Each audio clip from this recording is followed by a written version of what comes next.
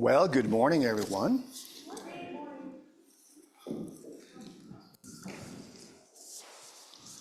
Yes, and children are dismissed for Sunday school as well.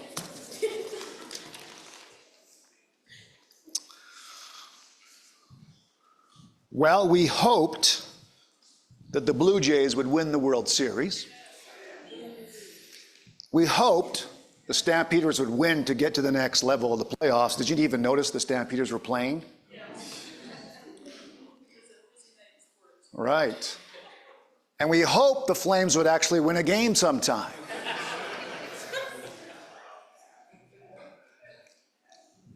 You know, we hope for a lot of things, and hope is a funny thing. I mean, we hope that a rich uncle will come along and give you his inheritance. We hope that we'll win the lottery. We hope for all kinds of things. Now, some of you remember my friend Al Stepan, and he was here at this church when I was here. But before Al became a Christian, he used to practice what is called I Ching, which is a form of Chinese philosophy. And he would throw pennies on the table, and whatever the number showed him, this is the number that would guide his life. And so he would tell me that one day he threw the coins, and whatever number it generated, he used it for a lottery ticket, and he won a hunk of money. So Cheryl and I were over at his home visiting him and his wife, and we were fellow carpenters together, and we became friends. And so he wanted to explain to me about this, I Ching philosophy, and he wanted me to throw the coins on the table. And I paused, and we got into this discussion about divine guidance. How do we let God lead our lives? And so instead of throwing the coins, I explained to him that I lived a different kind of life. I don't put my hope in the chance of coins dropping and doing whatever they do, because I had confident hope in God, in Jesus Christ, who could be trusted in everything. And he listened well. And when we trust him, I know that God will fill me with hope, because I am convinced that he providentially cares for me. I didn't use that big kind of language with him, but I explained to him, I believe in a God that guides me and cares for me. Now think about the opposite for a moment. When we go through hopelessness, what happens to you when your heart gets attacked by some form of hopelessness? Have you been there before? You probably have, right? You hit some kind of roadblock, and you struggle because hopelessness and discouragement is taking over your heart. And then your thinking gets a little bit corrupted. Now, we've been going through the story of Naomi and Ruth in particular went through this struggle. After all her disappointments, it made her angry and bitter at God. And so when hopelessness takes over, we end up making bad decisions. When people feel hopeless, we begin to hate our lives and maybe blame someone else, and maybe even God we blame. Naomi was getting very close to that. And instead of making decisions born out of God's hope, we make unfortunate decisions that try to rescue ourselves from whatever predicament we are facing to give us security. For some people, they reach out for the bottle. For other people, it's some form of drug, or to other people, it's just their own work, and they drive themselves crazy into their work to get some security. Everyone has a drug of choice. And so Naomi and Ruth, as we've been going through, faced a lot of hopelessness. They both lost their husbands. Naomi had no more children, and therefore no grandchildren to make her laugh. She had no idea how her family name would be ever restored again, and so you feel her pain, because it feels like the end of the line for their family. But then God began to show himself to them, and then the harvest and the famine was over in Bethlehem, and so they began to move back. And so as we pick up the story in Ruth chapter 3, it is obvious that God has providentially moved them and cared for Naomi and Ruth. And then he providentially brings a man named Boaz into Ruth's life. And he's given her, through Boaz, an abundance of food. He has given Ruth security and status, but what about Naomi? Well, when Naomi discovered that God had sovereignly placed a relative of her husband into Ruth's life, she is suddenly over the moon. Something is churning inside of her heart. God's sovereign hope is beginning to move into her life. So in this story, 3 different people have recognized the hand of God through different events, and his kindness has breathed hope into them. But this hope isn't just a warm feeling that we get inside. This hope led them to follow God's lead and led them to obey. And sovereign hope gave them a vision. This is what God's hope can do for us. God's hope led them to action. So let's discover what God's sovereign hope led each of them to do. So fueled by sovereign hope, Naomi laid out a plan of love for Ruth. Now you can say that all mothers have a secret plan for their children. I mean, after all, mothers want what is best for us. After Naomi's bitter breakdown, we easily assume that Naomi is thinking only of herself and her family line. But we believe that Naomi has changed. Listen to what Naomi says to Ruth in verse 1. Then Naomi, her mother-in-law, said to her, "My daughter, I must find a home for you where you will be well provided for." Naomi, notice, doesn't even talk about herself.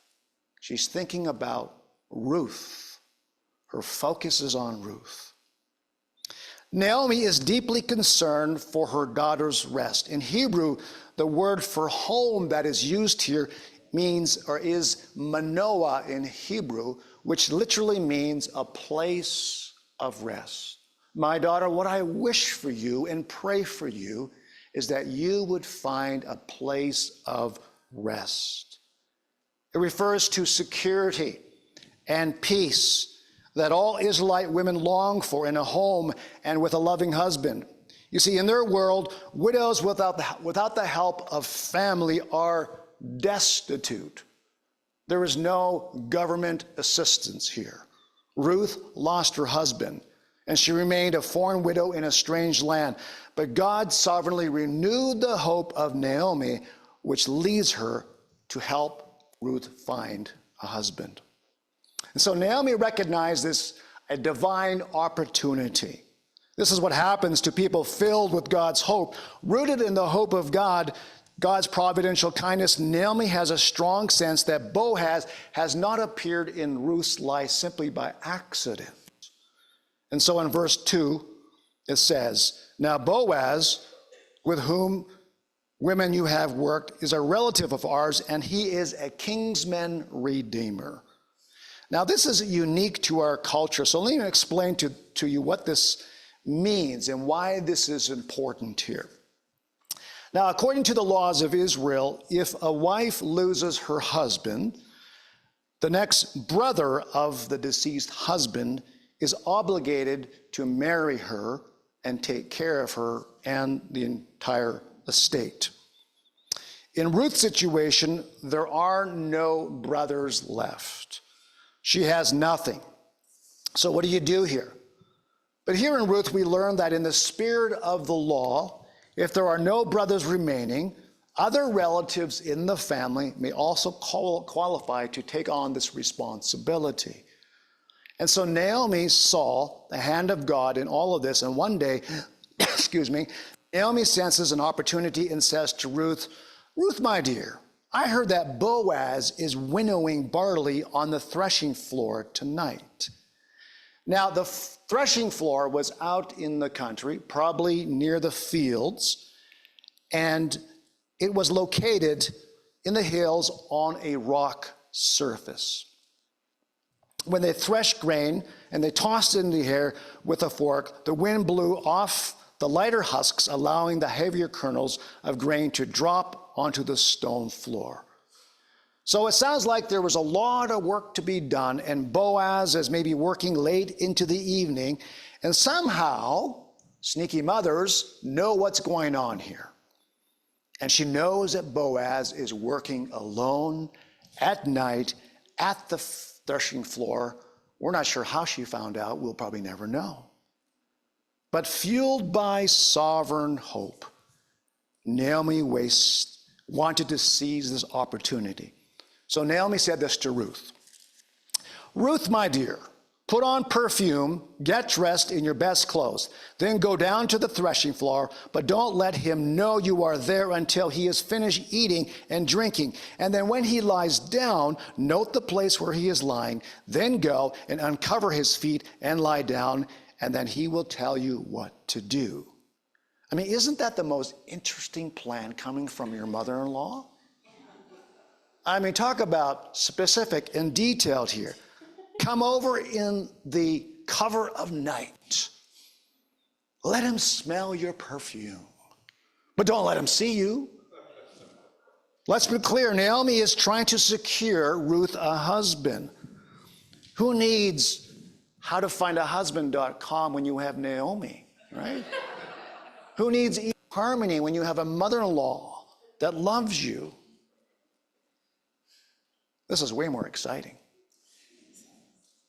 Now, I don't know about you, but Naomi's plan seems rather risky, don't you think? Yeah. All of us would read it the same way. Isn't this a risky plan? I mean, make yourself as attractive as possible. Put on the best perfume.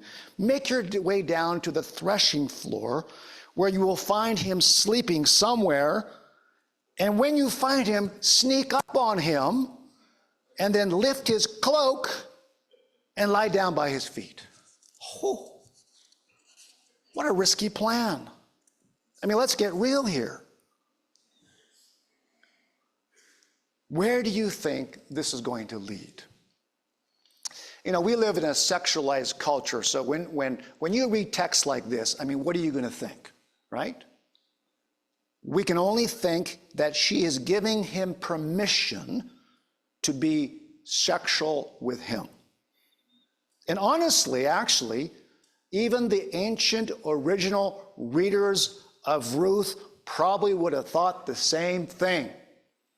They would be no different than us. You see, the threshing floor was known to be a place where sexual encounters happened. It's where you snuck away. You remember being in high school? There was a place you snuck away, right? This is that place. Prostitutes were known to come out to this place because it was an isolated location, no lights, and the cover of darkness. But Naomi seems undeterred by such a plan in these matters, and incredibly, she says to Ruth, he will tell you what to do. Well, how does she know that? Wow. Remember what we said earlier. Naomi is filled with God's sovereign hope, and she believes that Boaz has not come into Ruth's life by accident.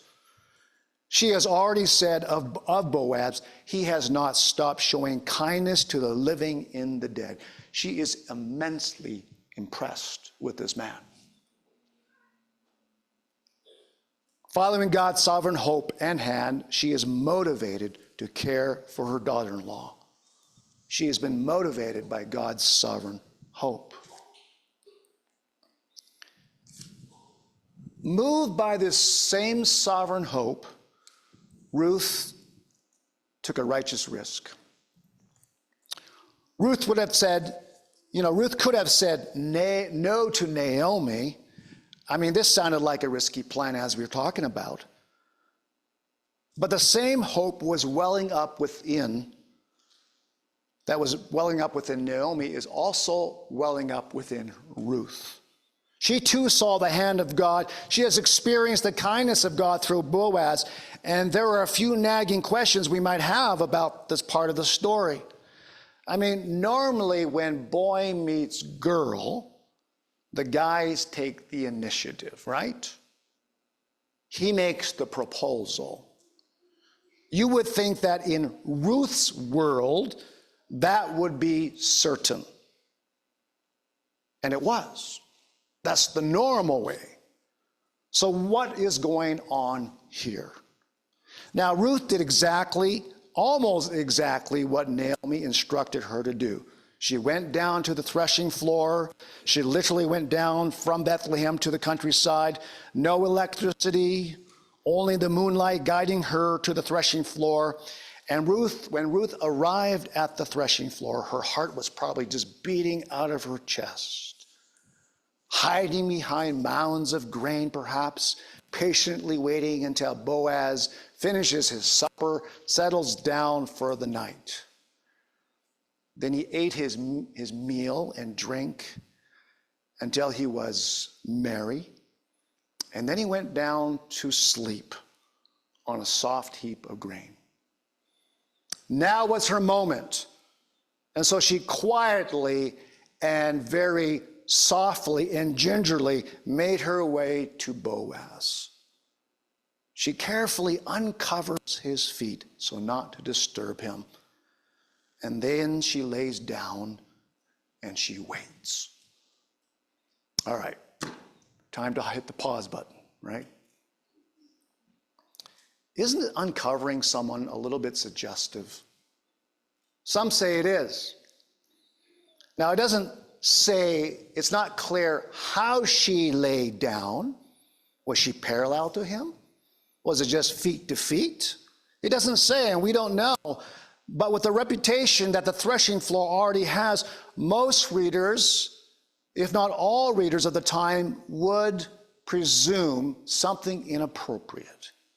And here they all are alone in the darkness of the night. So what's really going on here? In the middle of night, something startled Boaz. He turned to see what it is, and there was a woman lying at his feet. I love how the ESV translation puts it. And behold, a woman lay at his feet. In the cover of darkness, Ruth and Boaz are anonymous, man and woman. With his feet uncovered, he probably was awakened maybe by the cold, but to his surprise, there she was. You know, in the background, Israel lay in spiritual darkness. There is no question what some men might have done to her during that time. But not Boaz. In our sexualized and depersonalized culture, men and women will have sexual encounters with one another without even knowing each other's names. But Boaz asks, "Who are you?" Ruth said to him, "I am your servant Ruth." At that moment, he would have known very well who this now is. And then Ruth says something quite incredible. She says this, "Spread your wings over your servant, for you are a guardian redeemer of our family." You remember I said that Ruth did almost everything that Naomi told her to do.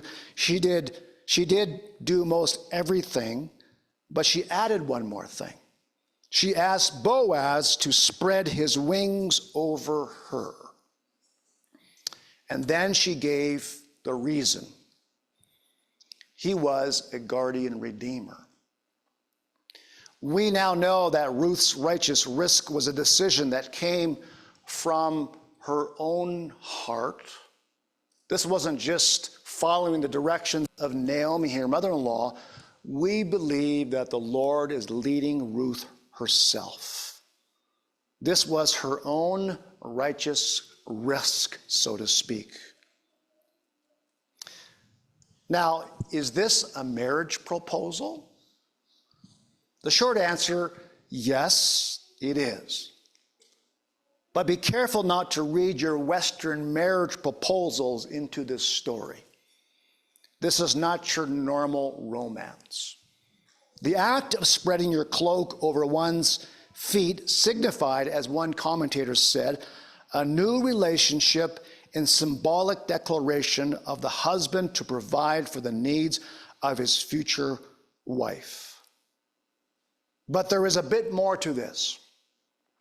The last time we heard about someone's wings was when Boaz recognized that Ruth had sought refuge under the wings of God. Remember that? That was our theme last week. Under the wings of God. He recognized that Ruth had placed her life under God's wings, or his sovereign care. Her righteous risk was grounded in God's sovereign hope.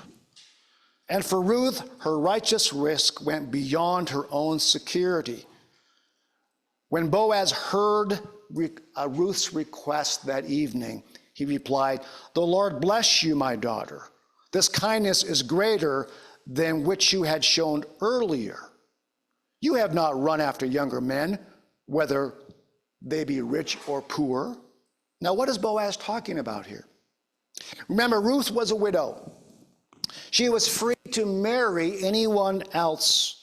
But at the end of the chapter 2, we were told that Ruth stayed close to Boaz's female workers and showed no interest in other men, whether their status was great or poor.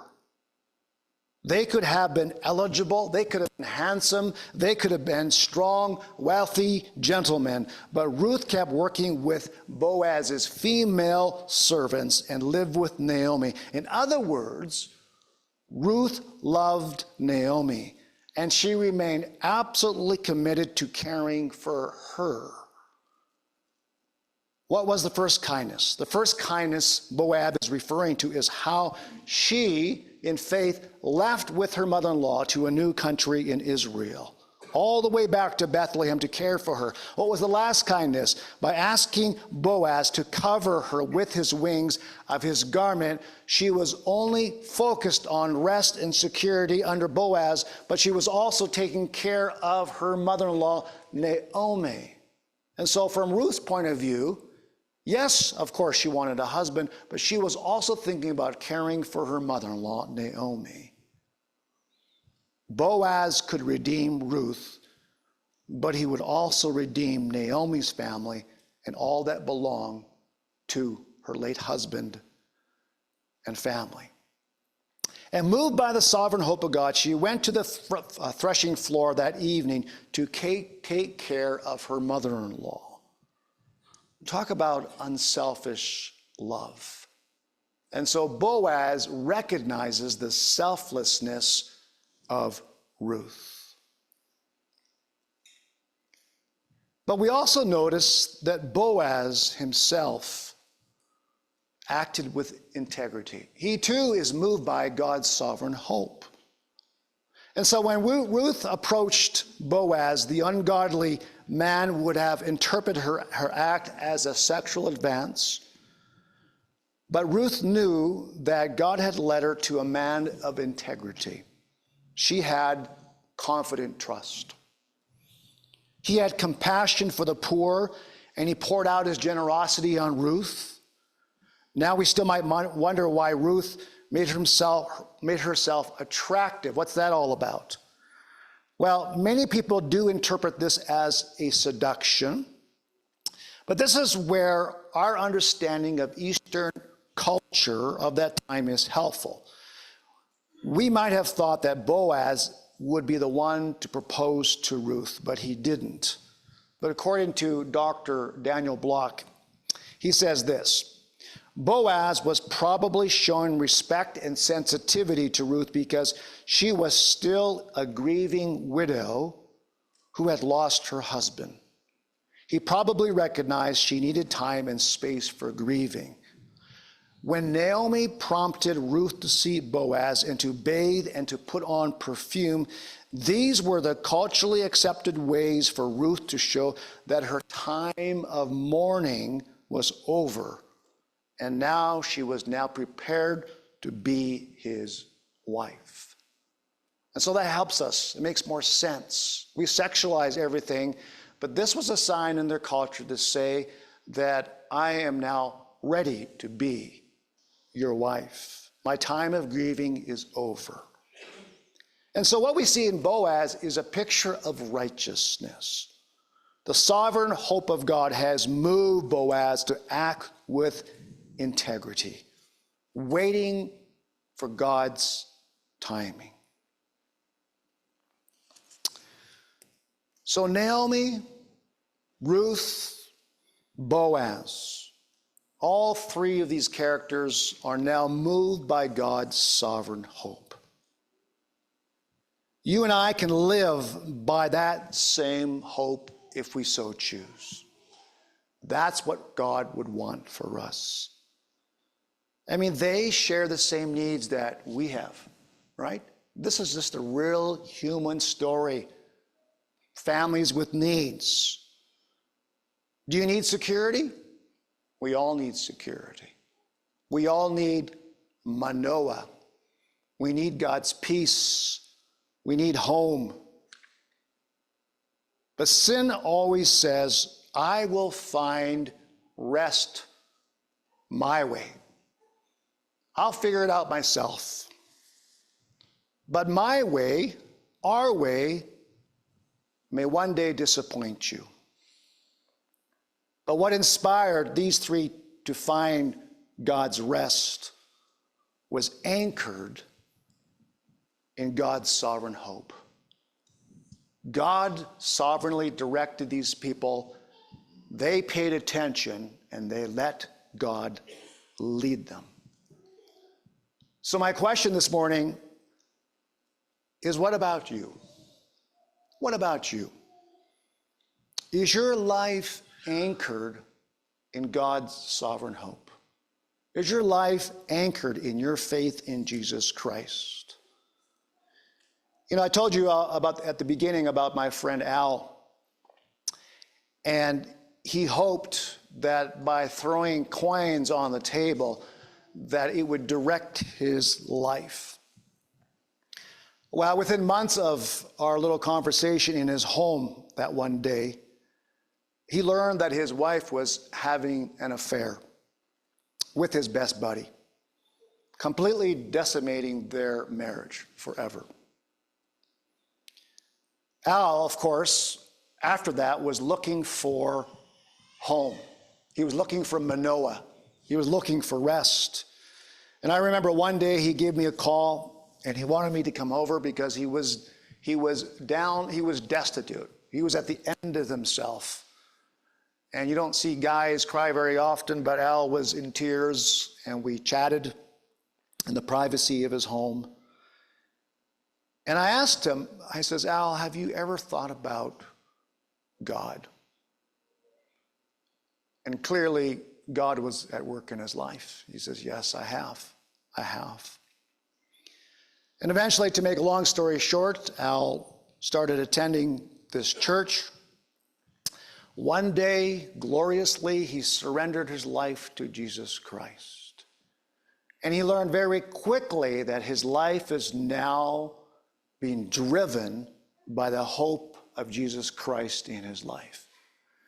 And that man took off for Jesus. He kept on with his job. He was a carpenter, but he volunteered here and there. The Word of God he soaked up the Word of God, and God used this guy in so many ways, and he became this dynamo for Jesus Christ. And he was always single. When we knew him at this church, God moved him away to a different city. But then one day I found out that God brought a Christian lady into his life, and they were married, and they raised a Christian family. I was so delighted. But it's a picture of one, when you surrender your life to Jesus, you are moved by the hope of Jesus in your life, and God will guide you. God will guide you. So are you fueled by the sovereign hope of Christ in your life? If not, I encourage you to trust Jesus even today. Because when you know him, he promises to guide you and be with you every day. God's hope expands your vision. It's always God's vision, but he expands his vision within you. And God's hope moves you, and he cares for you. So let me leave you with one of my favorite verses. I have it on the screen with you. It's a wonderful prayer. May the God of hope fill you with all joy and peace as you trust in him, so that you may overflow. I love that word. Overflow with the hope by the power of the Holy Spirit. God bless you.